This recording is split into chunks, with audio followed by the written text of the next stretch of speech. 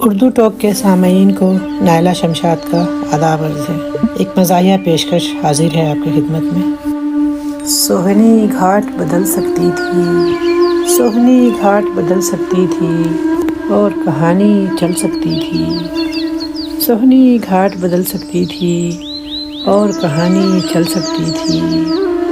रांझा गुंडे लेकर आता, रांझा गुंडे लेकर आता, हीर की शादी टल सकती थी। रांझा गुंडे लेकर आता, हीर की शादी टल सकती थी। सस्सी के भी ऊँट जो होते, सस्सी के भी ऊँट जो होते, थल में कैसे जल सकती थी। सस्सी के भी ऊँट जो होते, थल में कैसे जल सकती थी। मिर्ज़े ने कब सोचा था कि, मिर्ज़े ने कब सोचा था कि साहिबा राज उगल सकती थी।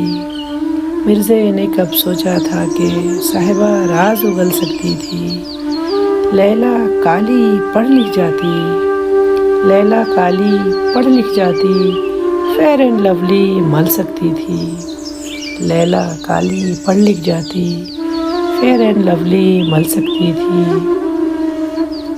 जो पत्थर फरहाद ने तोड़े, जो पत्थर फरहाद ने तोड़े, जीटी रोड निकल सकती थी। जो पत्थर फरहाद ने तोड़े, जीटी रोड निकल सकती थी। इंटरनेट जो पहले होता, इंटरनेट जो पहले होता, हिजर की रात भी ढल सकती थी।